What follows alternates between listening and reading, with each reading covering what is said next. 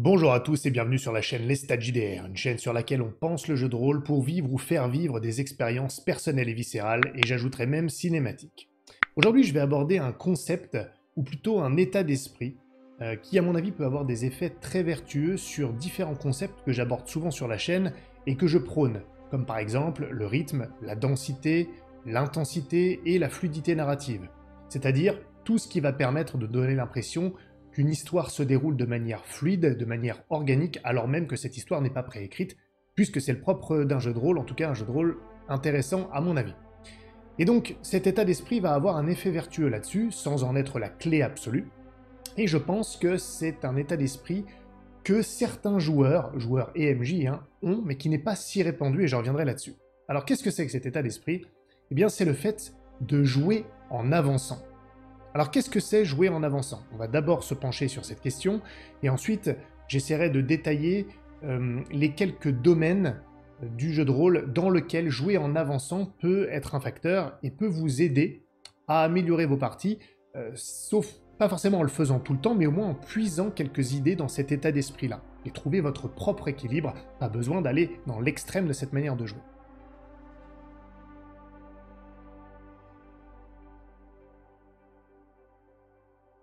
Alors, qu'est-ce que c'est? Ça fonctionne pour les joueurs, mais aussi pour les maîtres du jeu. Pour les joueurs, jouer en avançant, c'est prendre souvent, c'est un facteur important, des décisions qui vont rompre l'homéostasie d'une situation, c'est-à-dire la situation telle qu'elle est, et qui vont donc conduire à un changement de cette situation. Pour les maîtres du jeu, c'est pratiquement la même chose, mais c'est le fait de provoquer des changements de manière fréquente, des changements de situation, ou de soumettre aux joueurs des situations qui vont favoriser des décisions impactantes de leur part. C'est une sorte d'accompagnement au fait de jouer en avançant. Le MJ va favoriser cet état d'esprit chez les joueurs qui, eux, vont l'appliquer, qu'ils aient ce naturel ou pas. Voilà en gros ce que ça veut dire jouer en avançant.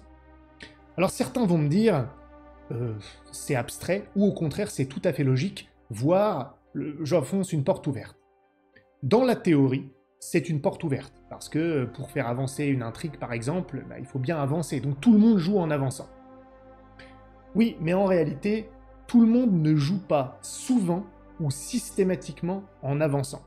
C'est pas toujours le cas, et je pense que en réalité dans la pratique c'est plutôt une porte qui est souvent fermée plutôt que ouverte, donc j'enfonce à mon avis une porte fermée.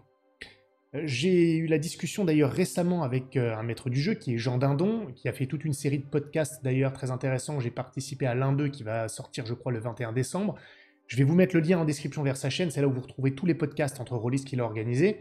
Et dans le podcast que j'ai fait avec lui et Ligos, on a évoqué cette notion de jouer en avançant, et lui-même nous disait que lorsqu'il jouait avec un joueur qui joue en avançant, il voyait clairement la différence avec la majorité des joueurs avec qui il jouait.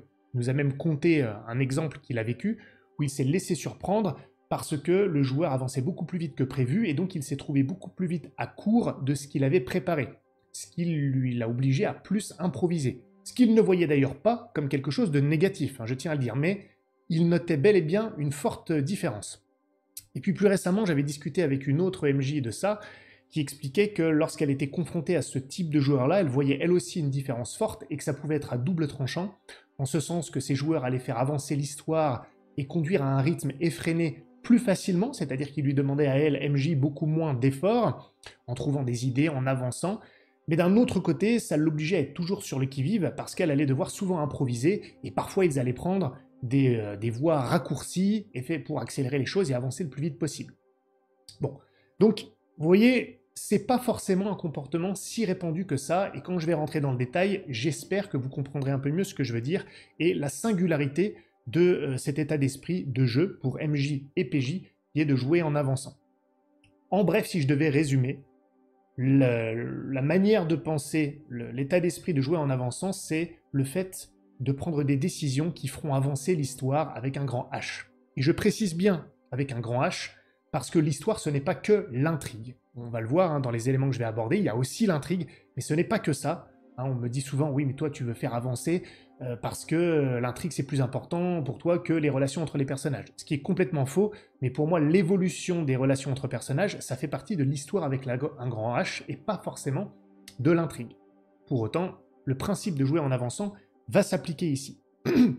Donc voilà en gros pour la définition de ce que c'est. Et on va préciser tout ça à mesure qu'on aborde les différents éléments.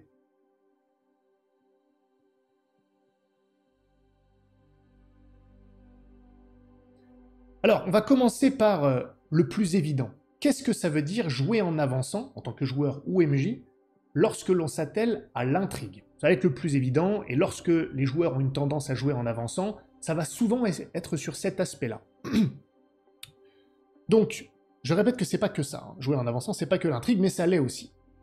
Donc, une intrigue qui avance trop lentement, de manière générale, va quand même considérablement ralentir le rythme. Peu importe toutes les choses intéressantes que vous allez faire autour, parce que l'intrigue, ça reste quand même un moteur, c'est la force vive, et en général, tous les éléments parallèles qui sont intéressants, comme, je sais pas moi, l'exploration, les découvertes ou les relations entre personnages, vont être plus intenses parce qu'elles vont se construire par rapport à une intrigue, ou en s'adossant à elle, même si ces éléments ne sont pas directement liés à l'intrigue.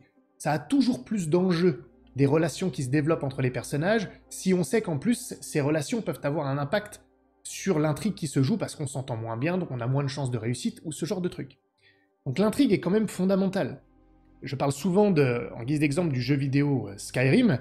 Moi, dès que j'ai terminé l'intrigue principale, j'ai perdu beaucoup d'intérêt sur toutes les quêtes secondaires, parce que j'avais l'impression que l'enjeu principal du monde avait disparu, et donc toutes les quêtes secondaires me paraissaient bien ternes. Alors que, lorsque cette intrigue était encore en cours, elle avait le mérite d'exister, et la simple existence de cette intrigue principale, si j'ose dire, de cette force vive, eh bien, me donnait cette envie d'avancer, et me donnait l'impression que toutes les quêtes secondaires pouvaient avoir un impact conséquent, parce qu'il y avait cette intrigue à régler. Donc c'est vraiment important. Alors, les joueurs, comment ils font avancer l'intrigue? Comment des joueurs qui ont cette tendance à jouer en avançant vont se comporter pour faire avancer l'intrigue d'une manière dont vous pourriez peut-être vous inspirer? Ils vont prendre des décisions drastiques. Drastique, ça ne veut pas dire forcément violente ou foncer dans le tas bêtement. Mais une fois qu'ils auront pris une décision sur les choses à faire, déjà souvent ils ne vont pas s'éterniser, ils vont étudier et ils vont choisir assez rapidement quand même, et lorsqu'ils auront choisi, ils vont s'engager pleinement dans cette direction. Ils n'auront pas de pudeur de gazelle, ils ne vont pas y aller avec une extrême prudence, ils ne vont pas changer d'avis en général, revenir en arrière, tester dans une voie, puis se dire qu'en fait, c'est peut-être pas si terrible, revenir en arrière, reprendre du temps pour décider, puis aller tester autre chose à moitié. Ils vont s'engager tout de suite. Pour le meilleur et pour le pire.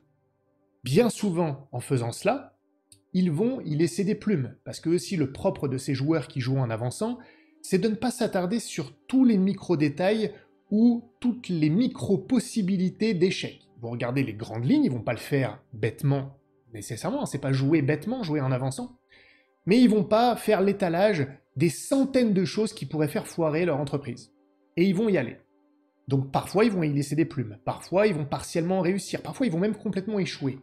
Mais ce qui est certain, c'est qu'ils vont prendre ces décisions rapidement, s'engager à fond dedans, et par conséquent, qu'ils réussissent ou non, ils vont dégager du jeu, ils vont faire avancer l'intrigue d'une manière ou d'une autre par leurs actions. Il ne va pas y avoir de stagnation, ils ne vont pas s'épancher horizontalement sur les côtés, ils vont vraiment avancer quoi qu'ils fassent. Donc ça fera avancer l'intrigue, ça va donner du rythme, ça va donner de l'intensité, ça va donner du jeu en faisant émerger de nouvelles situations. Pourquoi? Parce qu'ils auront créé de la friction. Et j'y reviendrai tout à l'heure quand j'aborderai justement le fait de jouer en avançant dans le cadre des relations entre personnages. La friction, c'est souvent le stimulus qui va faire changer une situation, et donc rompre la fameuse homéostasie dont je parlais tout à l'heure. Ça, c'est vraiment la tendance principale. Alors si vous voulez vous inspirer de ce type de profil de joueur en avançant, ce qu'il faut retenir, c'est qu'il faut avant tout agir. Oui, on a pris une décision, maintenant on agit dans cette direction et on agit fort, on va à fond dans le choix qu'on a décidé et on verra, il sera encore temps ensuite de prendre une autre direction, mais pas en reculant pour la prendre. Une fois qu'on aura avancé, peut-être créer un revirement, mais au moins on le fera en avançant. Je vais vous donner un exemple, je vais essayer d'agrémenter ça d'exemples. Je jouais avec 3 autres joueurs à une partie de Black Sad, et à un moment on s'est séparés, et on a créé 2 binômes. Moi j'étais avec mon ami Ligos, enfin c'était tous mes amis en l'occurrence, et les 2 autres ont créé un binôme et on s'est séparés. Et on était, Ligos et moi, deux profils de joueurs qui ont tendance à jouer en avançant. Sinon, j'en parlerai pas, je connais un petit peu cet état d'esprit-là. Et on a pu donc voir en parallèle l'intrigue évoluer quand ces deux types de joueurs étaient séparés. Et on est allé beaucoup plus vite dans l'évolution de l'intrigue. Je ne dis pas qu'on a mieux joué nécessairement, mais on est allé plus vite et surtout, on a joué beaucoup plus de scènes. Quand je vous disais que le fait de jouer en avançant, ça allait créer de la densité, ça va souvent faire enchaîner les choses plus vite et donc permettre de jouer plus de blocs. Je ne sais plus exactement combien il y en avait, mais on a peut-être joué 3 ou 4 scènes différentes pendant qu'ils en étaient toujours à la même scène. Parce que eux ont joué un interrogatoire, je passe les détails, et dans l'interrogatoire, ils donnaient pas toutes les informations, ils avaient des pudeurs de gazelle, ils avaient peur de donner de l'information et peur aussi de poser trop de questions directes parce qu'ils avaient peur que ça les révèle. Et donc ils tournaient beaucoup autour du pot, et finalement ils ont eu quelques réponses superficielles, et quand ils sont enfin sortis de la scène, ils n'avaient pas sorti toutes les clés qui auraient permis d'avancer d'une manière ou d'une autre. Alors certes, ça a amené de la prudence, et le groupe prenait ainsi moins de risques, ça c'est un fait. Nous, de l'autre côté, on est allé beaucoup plus vite, et dès qu'on était confronté à une sorte de blocage dans la progression de l'intrigue, parce qu'on avait un PNJ assez résistant en face, parce qu'il y avait un combat, parce qu'il refusait de donner des informations, que sais-je, on passait tout de suite à l'étape supérieure. On trouvait un truc immédiatement qui allait changer. On n'insistait pas dans une voie, on trouvait autre chose et on attaquait sec. Et on faisait avancer. Ça a créé beaucoup de friction, ça a créé des moments parfois assez violents d'ailleurs, mais ça a donné du jeu. Notez que je ne parle pas forcément de résolution ou de réussite de l'intrigue, même si je pense qu'en agissant, on a quand même plus de chances ensuite de faire avancer et de réussir les choses, mais on a aussi plus de chances de les échouer, mais au moins ça crée du jeu. Et on a vu la différence qu'il pouvait y avoir entre les deux. Et donc, encore une fois, si vous inspirez de ce mode de pensée, vous allez probablement sortir plus de jeux, et donc de moments intenses, cette fameuse intensité, et de fluidité narrative aussi, parce que la fluidité narrative est créée par l'enchaînement de différents blocs. Je vous invite à aller voir ma vidéo sur la densité pour avoir plus d'informations sur ce que j'entends par ces blocs. Plus il y a de petites scénettes différentes, plus on a la sensation d'avancement, plutôt que d'être dans une seule grosse séquence sans étape identifiable. Gardons ça en tête d'ailleurs, parce que je vais l'aborder un peu plus tard. Voilà pour les joueurs dans l'avancement de l'intrigue. Maintenant, les maîtres du jeu, eux aussi, peuvent jouer en avançant sur le plan de l'intrigue. C'est d'ailleurs quelque chose d'important qu'ils peuvent faire en tant que maître du jeu. Et là, il va y avoir deux manières de le faire. D'une part, ils vont pouvoir, ces MJ qui ont cette tendance à jouer en avançant, à intervenir pour décider les joueurs à prendre une décision. On entend souvent des maîtres du jeu qui disent « Moi, quand les joueurs ils parlent entre eux pour décider ce qu'ils vont faire, c'est popcorn, je m'installe et je regarde. » Et ils ne disent rien pendant tout le temps de la décision jusqu'à ce que les joueurs décident par eux-mêmes quand ils ont décidé. Ça peut donner des jeux très très lents sans que ça amène forcément grand-chose. Je pense que lorsque le maître du jeu, en tout cas si vous voulez jouer en avançant, lorsque le maître du jeu en a entendu suffisamment, que tous les bons arguments ont été sortis par les joueurs, il ne faut pas qu'il leur coupe l'herbe sous le pied non plus, il peut poser la question. Est-ce que vous êtes décidé? Alors, qu'est-ce que vous avez décidé? Ou alors, si j'ai bien compris, vous allez vous diriger vers là. Simplement en disant ce genre de choses-là, il va encourager les joueurs à prendre, à acter l'une des décisions, en ayant identifié peut-être ce qui est ressorti le plus dans leur conversation. Parfois même, il peut être un petit peu plus autoritaire quand ça traîne vraiment. Là, messieurs, mesdames, il faut décider. On peut le dire comme ça, de manière un peu... Et là, ils vont peut-être prendre une décision. Ça, c'est un premier point. Ça semble être un détail, mais les maîtres du jeu qui jouent en avançant ont conscience du rythme de la partie et ne vont pas laisser les choses tergiverser. Alors, certains diront, oui, mais là, on va couper l'herbe sous le pied des joueurs, c'est moins bien, ils vont moins aimer.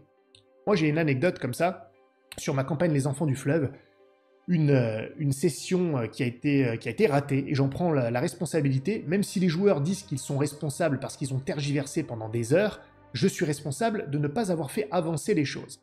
Et on s'est retrouvé sur une session de 2h30, 3h, je sais plus, où ils étaient autour d'un feu de camp, et ils n'ont fait que discuter de ce qu'ils allaient faire sans pouvoir prendre une décision.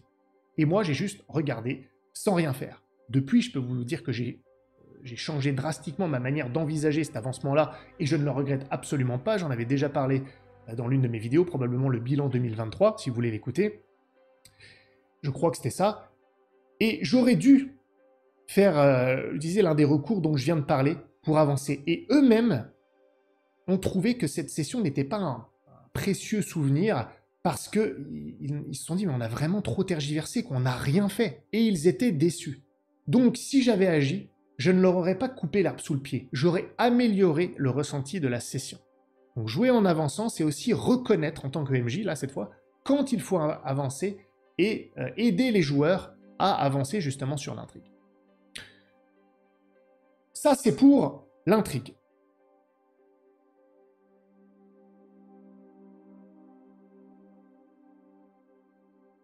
Alors, il y a d'autres aspects maintenant que l'intrigue.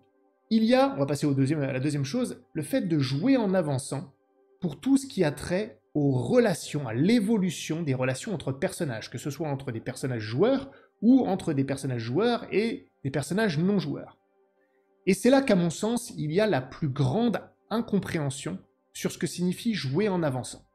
Il y a beaucoup de gens qui pensent, beaucoup de joueurs, je l'ai souvent entendu, qui pensent que quand on avance dans le jeu, c'est qu'on avance forcément sur l'intrigue. Et que pour développer les relations entre les personnages, il faut justement une pause à l'avancement, pour s'épancher sur le roleplay, et que donc, d'une part, on avance sur l'intrigue, et quand on fait du roleplay et qu'on agit sur les relations entre personnages, en fait, on n'avance plus. Les joueurs MJ, PJ qui jouent en avançant n'ont pas cette optique, ils n'ont pas cet état d'esprit-là. Jouer en avançant, c'est jouer en avançant aussi lorsqu'on est en train de faire du roleplay et lorsqu'on essaie de faire évoluer justement ou développer des relations entre personnages. On peut aussi, et ça peut être très intéressant, de jouer en avançant sur ce domaine. Et je vais essayer d'illustrer ce que ça signifie réellement et ce qu'on peut faire. Il faut bien comprendre qu'une séquence de roleplay qui, au bout d'une heure de roleplay, séquence de roleplay d'ailleurs, c'est pas forcément un seul roleplay, hein, ça peut être plusieurs roleplays, c'est une séquence où on a fait beaucoup de roleplay. Si ça dure une heure et qu'à l'issue de cette heure, on ne peut pas clairement identifier ce qui a évolué, ce qui a changé dans les relations des personnages, que ça n'a rien amené de particulier ou que c'est pas vraiment tangible, qu'il y a que quelques trucs, souvent c'est une heure où ça n'a pas avancé. Ça, c'est l'antithèse de jouer en avançant sur l'aspect relation de personnages. Donc, une séquence roleplay qui avance ne sera souvent pas limitée à une seule grosse scène d'ailleurs. Il va y avoir, comme je le disais tout à l'heure pour l'intrigue, plein de petits blocs, donc potentiellement plusieurs scènes impliquant potentiellement plusieurs personnages différents, c'est pas toujours les mêmes, et c'est l'assemblage mis bout à bout de toutes ces relations qui peuvent évoluer, qui vont donner l'impression qu'on a au global avancé. Je dis pas qu'il faut avancer à fond sur toutes les relations, mais si on a avancé un petit peu sur de nombreuses relations, on a la sensation d'avoir avancé beaucoup en tout. Vous voyez, il y a vraiment une notion de volume. D'ailleurs, quand on parle de joueurs qui jouent en avançant, on ne dit pas que ceux qui ne jouent pas en avançant n'avancent jamais. On dit simplement que les joueurs qui jouent en avançant le font tout le temps. C'est pour ça qu'il y a vraiment cette notion de quantité quand on utilise cet état d'esprit, c'est voir tout le prisme du jeu voir le jeu par le prisme de l'avancement justement, quel que soit l'aspect auquel on s'attelle. Donc je vais commencer par l'aspect MJ, pour la manière de régir ou d'encadrer, plutôt d'encadrer plus que régir, toutes les phases de roleplay et de développement de personnages. Parce que c'est pareil, on pense souvent que le maître du jeu, lors des phases de roleplay, donc qui le concerne peut-être un peu moins s'il ne joue pas de PNJ, hein, bien sûr, le MJ doit être beaucoup plus passif. C'est pas forcément faux d'ailleurs, il doit laisser de l'espace, hein, qu'on soit clair, surtout quand les personnages joueurs parlent entre eux. Mais je pense que son rôle est crucial justement pour donner cette sensation d'histoire qui continue de se dérouler de manière organique dans ce type de séquence. On n'ait pas l'impression justement d'être dans une pause de l'histoire et qu'on continue à la faire se dérouler. Déjà, le maître du jeu, oui, il va laisser les joueurs quand même initier leurs propres interactions. À un moment, il va pouvoir le faire, soit au début, plus tard, peu importe, de la séquence, hein, j'entends. Mais un maître du jeu qui joue en avançant ne va pas hésiter soit à préparer, soit à improviser des interactions qui vont venir vers les personnages joueurs. Il ne va pas se limiter à ça, parce que sinon ça serait du dirigisme, hein, de les bloquer. Comme je dis, il faut qu'il leur donne des choix aussi. Mais il va préparer des interactions où ce sont des PNJ qui vont venir leur parler pour leur demander des choses spécifiques importantes. C'est-à-dire que ces interactions, il ne faut pas que ce soit pour discuter de la pluie et du beau temps, pour avoir l'impression d'avancer. c'est pas simplement de dire, tiens, ce personnage n'a pas parlé depuis longtemps à ce personnage joueur, il va aller le voir et lui demander si ça va. En général, il faut avoir une idée plus claire en tête. Quel va être l'objectif de cette interaction que je soumets de manière proactive en tant que maître du jeu? Quel est son objectif? Qu'est-ce que ça peut faire derrière? Ça ne veut pas dire qu'il faut, de manière indélébile, décider ce que sera la résultante dans la relation de cette interaction-là, mais il faut avoir une idée de potentiellement à quoi ça va servir dans la définition ou l'évolution de la relation. Ça peut l'empirer, ça peut l'améliorer, mais au moins on aura une idée de l'enjeu. Et à partir de là, on a, je dirais, deux effets vertueux. D'une part, on est sûr que l'interaction n'est pas là juste de manière cosmétique, qu'elle va avoir un rôle à jouer, qu'elle va faire avancer la relation d'une manière ou d'une autre, parce qu'on va potentiellement d'ailleurs créer de la friction, je vais y revenir. Mais en plus, on va, et ça c'est le rôle du MJ qui joue en avançant, c'est de favoriser ce comportement chez les joueurs, on va donner de l'impulsion aux joueurs, des sujets, il n'aura pas forcément le joueur à chercher tout de suite de quoi il veut parler avec d'autres, on va lui exposer une situation qui va peut-être créer de la friction, faire évoluer un changement de relation, qui va peut-être avoir un impact qui va lui donner des idées pour aller vers d'autres interactions, et il pourra parler de l'interaction qu'il vient d'avoir, et ainsi de suite. Ça va créer une sorte de réaction en chaîne vertueuse, des interactions qui vont nourrir, étoffer toute cette séquence d'une manière active et impactante pour l'histoire avec un grand H. Ça sert un peu de tremplin. Le MJ peut faire ça au début d'une séquence, moi j'aime beaucoup faire ça au début d'une séquence qui va être destinée au roleplay pour propulser un petit peu tout ça, et par la suite redonner complètement la main et dire, bah là, maintenant vous êtes là, on a suffisamment ouvert, qu'est-ce que vous voulez faire d'autre? Est-ce que vous avez d'autres interactions à avoir? Ou il peut glisser ce type d'interaction au cours d'une séquence où les joueurs ont déjà pris des initiatives pour redynamiser, pour donner un petit twist qui va faire évoluer la situation, qui va donner l'impression que les joueurs ne sont pas les seuls à agir dans l'interaction pour faire évoluer la situation globale, et que pendant que eux le font, il y en a d'autres qui vont avoir des interactions. Ces petites scénettes d'ailleurs peuvent même parfois être des scènes entre PNJ, pour donner l'impression que le monde continue aussi, et que les relations entre personnages existants évoluent aussi, même sans eux. Faut pas en abuser, mais c'est des petits exemples qu'on peut avoir comme ça. Peut-être que j'en parlerai après en exemple, on va voir comment ça vient. Je suis pas encore décidé à ce stade. Donc voilà comment vous pouvez encadrer un petit peu les scènes, les séquences roleplay avec cet état d'esprit de en avançant. Il y a une autre astuce, je pense, qu'on peut donner de cette manière-là pour tout ce qui est roleplay. C'est au moment où vous allez donner la main aux joueurs pour dire, ben voilà, qu'est-ce que vous voulez faire, à qui vous voulez parler, leur faire comprendre que là, il y a peut-être potentiellement des interactions à avoir, c'est de demander à tout le monde ce qu'ils veulent faire. Et attendre d'avoir l'intention de tout le monde avant de décider dans quel ordre on va résoudre ces petites scènes d'interaction. Ça a, pareil, plusieurs effets vertueux dans le fait de faire avancer les choses. D'une part, en faisant comme ça, vous allez vous forcer à identifier plusieurs petits blocs, comme je le disais, les blocs qui sont cruciaux pour avoir une densité de session et par conséquent un effet vertueux sur le rythme. Encore une fois, allez voir cette vidéo pour vraiment avoir le détail de ce dont je parle là. Parce que vous allez avoir tout de suite une vision globale de tous les blocs qu'il y aura. Et en plus, vous allez pouvoir décider de l'ordre cohérent et intéressant narrativement dans lequel vous voudriez que tout ça se déroule. Tous les joueurs ont dit, bon, on va faire ça, ça se déroule donc en même temps. Donc il n'y a pas du tout, vous coupez l'herbe sous le pied de personne en disant qu'on va commencer par toi, puis ensuite par toi, etc. À moins qu'il y ait quelqu'un qui conteste, avec une raison tout à fait logique et il n'y a aucun problème, on peut en discuter, on peut très bien, en tant que maître du jeu, suggérer un ordre des choses. Et là, le rôle du maître du jeu, ça va être, grâce à la vision plus importante, plus précise des choses qu'il a par rapport aux joueurs, parce qu'il a forcément des secrets, il connaît les intentions des PNJ, leur comportement, tous les enjeux que les joueurs ne connaissent pas encore, donc il a une meilleure vision de ce qui va être intéressant narrativement que eux, c'est normal. Il va pouvoir résoudre tout ça dans un ordre qui sera le plus favorable pour générer des frictions. Frictions qui, je vous le rappelle, constituent les plus grands stimulus de changement de situation. Changement de situation qui constitue le cœur de cette manière d'envisager le jeu, qui est le fait de jouer en avançant. Tout est lié. Et donc, en créant ces frictions-là, on va peut-être augmenter l'intensité des interactions qui vont venir après celles qu'on a décidé de résoudre avant. Parce qu'une interaction qui va avoir lieu, le MJ peut peut-être être au courant, dire « Toi, tu as décidé d'aller parler à ce PNJ, et toi, à celui-là là-bas. » Mais quand toi, tu auras résolu cette interaction avec ce PNJ, ça va potentiellement avoir un impact sur l'autre là-bas, parce que ce PNJ aura envie d'aller le dire au second PNJ de l'autre interaction. J'espère que vous me suivez. Et donc, ça va donner quelque chose d'intense, ça va créer de la friction, et donc on va avancer dans les interactions, plutôt dans les relations entre personnages. Je vais essayer de vous donner un exemple.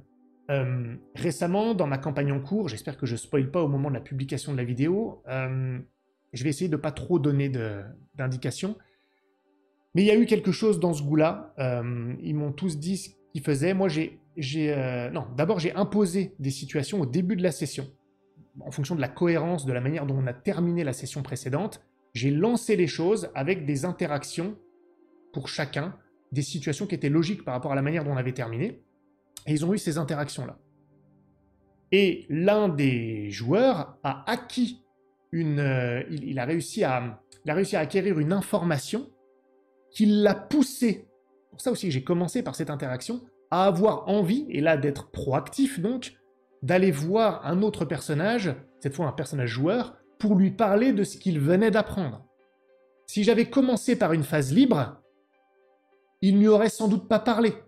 Donc là, j'ai encouragé ce comportement. Et en plus, c'était une interaction sur un sujet qui allait mener à de la friction.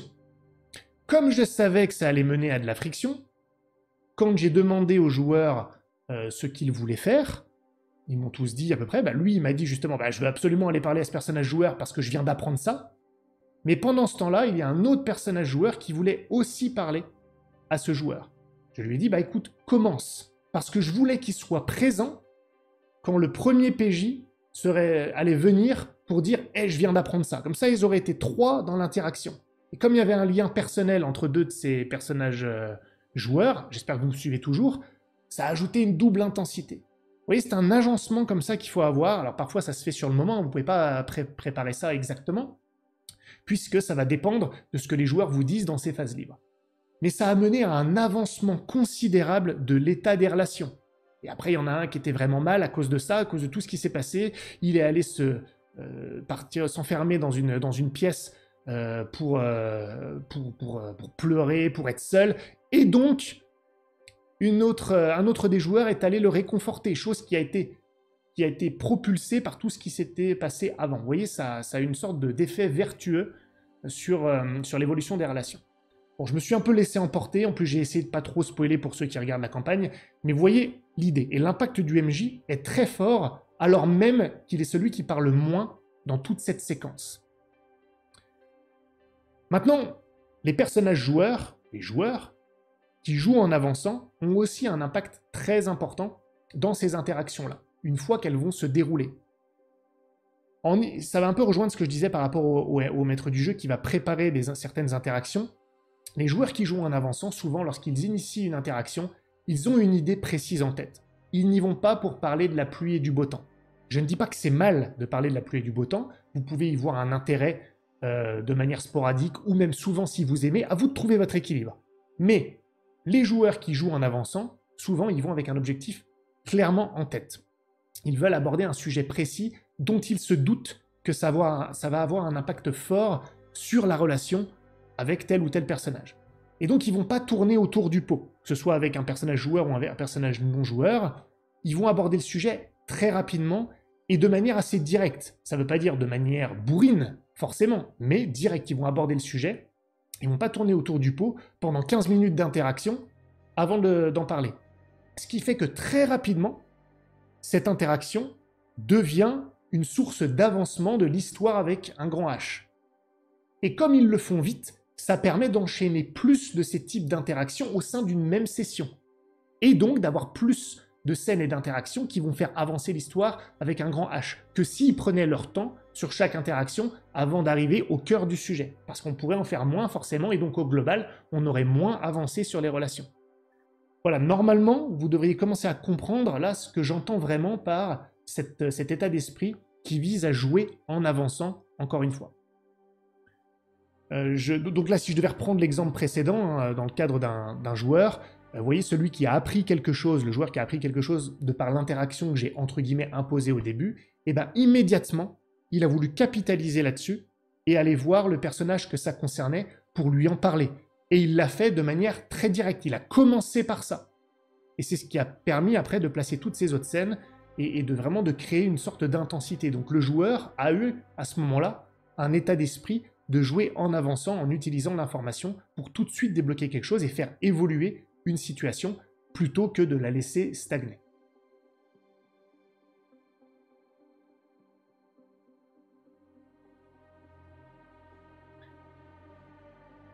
J'espère que vous me suivez toujours. Le dernier point que je vais aborder, c'est le fait de jouer en avançant spatialement.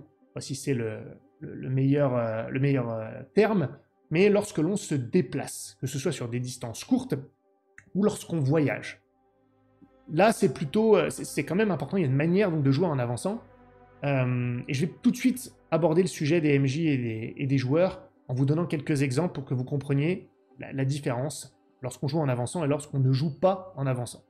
Parfois même, on joue en reculant. Ça peut aussi exister, hein, comme je disais. Je pourrais même avoir un exemple là-dessus. En tant que maître du jeu,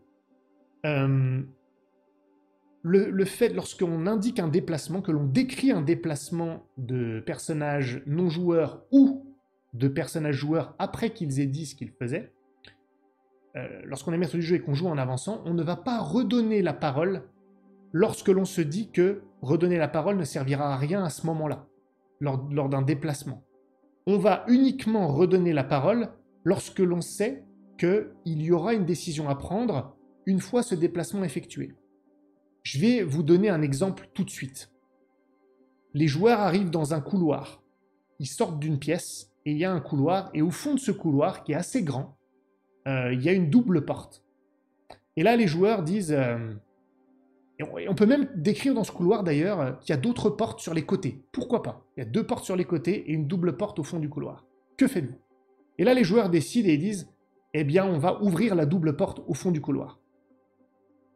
Là, si le maître du jeu, il s'arrête devant chaque porte si elles sont fermées. Si elles sont ouvertes, c'est autre chose, parce qu'il peut s'arrêter pour décrire un peu. Mais devant chaque porte fermée, pour s'arrêter et dire, qu'est-ce que vous faites? Et que les joueurs vont dire, à chaque fois, on va jusqu'à la double porte. Il va s'arrêter à chaque fois, il va ralentir le déplacement. Là, il ne joue pas en avançant, le maître du jeu, parce qu'il s'arrête trop de fois alors que ce n'est pas nécessaire, alors que les joueurs ont déjà parlé de leur intention. C'est aussi vrai chez les maîtres du jeu très descriptifs, qui vont s'arrêter dans le mouvement pour pouvoir décrire chaque élément devant lesquels les joueurs passent. Je ne suis pas un anti-description, hein, vous le savez, j'aime beaucoup décrire, mais dans le mouvement, dans le spatial, une fois que le mouvement il est lancé, lorsqu'on joue en avançant, on a tendance à ne pas s'arrêter à chaque fois juste pour décrire, surtout lorsqu'on imagine que cette description ne va pas du tout changer la décision des joueurs. Donc en général, vous allez jusqu'à la double porte, très bien, vous arrivez devant la double porte, vous l'ouvrez, vous voyez ce qu'il y a à l'intérieur, on décrit, là que faites-vous? Parce que là, la situation, elle a changé, on en revient à ça, l'homéostasie est rompue. Si vous arrêtez les joueurs 10 mètres avant la porte et qu'il ne s'est rien passé d'autre, la situation n'a pas changé. Donc vous redonnez la parole, vous créez des étapes où il ne se passe rien de différent. Alors qu'une fois qu'ils ont ouvert la porte et que vous décrivez ce qu'il y a à l'intérieur, là ça a changé, ils vont pouvoir prendre des décisions impactantes et eux-mêmes jouer en avançant. Donc ça c'est important. Pour autant, si vous jugez qu'il peut se passer des choses avant qu'ils arrivent à la porte, eh bien faites survenir ces éléments. Si un ennemi qui les entend dans les portes parallèles ou sur les côtés les entend justement et ouvre et fait exploser la porte et leur saute dessus, très bien, vous faites avancer l'histoire parce qu'il se passe quelque chose, il va y avoir un combat, ils sont surpris peut-être. En plus, comme ils n'ont pas regardé dans les portes, ils n'ont pas été prudents, peut-être qu'ils sont justement, ils vont avoir un désavantage lors de la première passe d'armes. Pourquoi pas? Là, c'est tout à fait acceptable. Vous intervenez pour faire avancer les choses, mais vous le faites. Et c'est vrai que parfois, il peut y avoir cette tendance, hein, j'ai pas peur de le dire, les maîtres du jeu vont souvent s'arrêter parce que ça leur fait des moments de répit. En s'arrêtant lorsqu'il n'y a aucun changement, c'est vrai qu'un maître du jeu qui joue en avançant, il a souvent beaucoup de travail dans la partie. Parce qu'il avance toujours jusqu'au moment où les choses changent et donc il doit improviser, et donc il doit réfléchir, et donc il doit agir. C'est beaucoup plus fatigant pour un maître du jeu de jouer en avançant et donc on peut avoir tendance à vouloir freiner les choses, même inconsciemment, pour se donner un moment pour souffler. Bon, voilà pour les maîtres du jeu. Sur le spatial, sur le déplacement, parfois, pensez à accélérer les choses et à aller directement à l'objectif si rien ne l'interrompt, pas la peine de s'arrêter avant. De la même manière, et je vais m'arrêter là-dessus, je pense, au global, encore qu'il y aura peut-être une exception à aborder, les joueurs vont expliquer rapidement, les joueurs qui avancent, vont expliquer rapidement la manière dont ils se rendent quelque part. Ils expliquent, même s'ils prennent des précautions, genre j'avance en regardant s'il y a des pièges, je vais pas trop vite, très bien, mais je vais là-bas, mon objectif est d'aller là-bas. Ils sont très clairs sur l'objectif, sur ce qu'ils essayent de faire. Et eux-mêmes ne vont pas forcément s'arrêter ponctuellement toutes les 2 secondes pour dire « Attends, je m'arrête, je regarde s'il y a des pièges encore une fois, plusieurs fois, alors qu'en fait, ils font toujours la même chose. » Les joueurs qui jouent en avançant savent avoir une vision globale et décrire tout ce qu'ils vont faire durant le chemin qui va les mener jusqu'à leur destination, spatialement. Ils envisagent directement cette manière plutôt que de tout de suite se forcer à voir des étapes. Ils font confiance au MJ pour faire émerger l'étape si celle-ci les intercepte, d'une certaine manière. Ce qui ne les empêche pas, encore une fois, d'être prudents en décrivant la manière dont ils se dirigent vers l'endroit. Ils n'ont pas besoin de le jouer s'ils décrivent la manière avant d'y aller.